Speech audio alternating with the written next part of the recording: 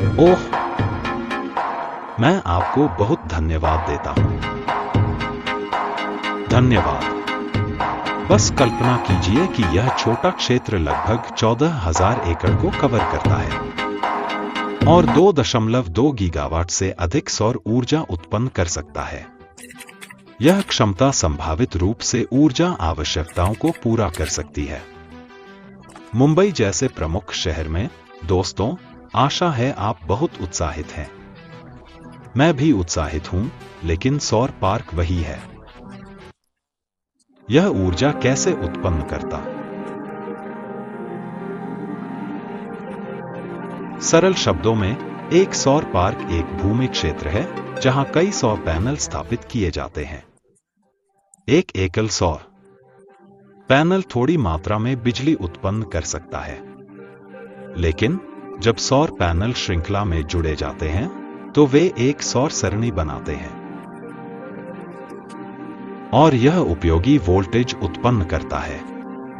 इस विन्यास में एक पैनल का धनात्मक टर्मिनल अगले के ऋणात्मक टर्मिनल से जुड़ा होता है, एक श्रृंखला बनाते हुए जो सरणी के वोल्टेज उत्पादन को बढ़ाती है। अब आइए एकल सौर एरे की संरचना पर नजर डालते हैं। बड़े सौर एरे में कई सौर पैनलों की स्ट्रिंगें समानांतर में होती हैं। फिर प्रत्येक स्ट्रिंग की वायरिंग को कॉम्बाइनर बॉक्स में जोड़ा जाता है, जो सभी स्ट्रिंगों से डीसी बिजली को इकट्ठा करता है।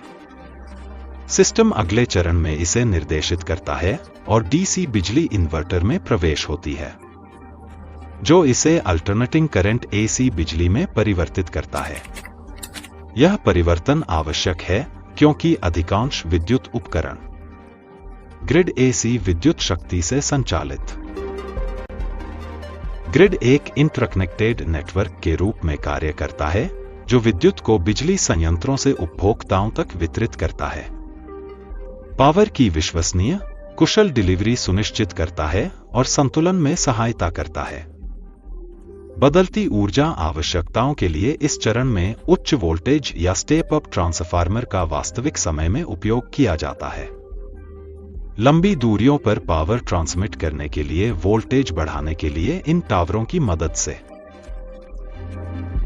कुछ सौर संयंत्र बैटरी बैंकों का उपयोग करते हैं।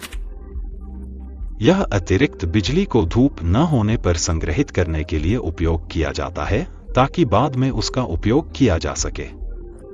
बैटरियां इन कैबिनेटों के अंदर सुरक्षित रूप से स्थापित की जाती हैं, जिससे सुरक्षित भंडारण और संचालन सुनिश्चित होता है। सौर ऊर्जा प्रणाली में बैटरी बैंकों को आमतौर पर इन्वर्टर चरण से पहले या बाद में स्थापित किया जाता है।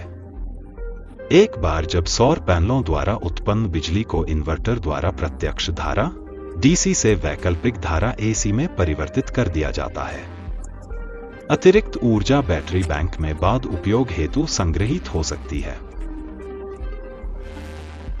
एक सौर पैनल कई परतों से बना होता है जो इसकी सुरक्षा के लिए डिजाइन, जबकि सौर कोशिकाएं मुख्य घटक हैं। सौर कोशिकाएं सिलिकॉन जैसे अर्धचालक पदार्थों से बनी होती हैं।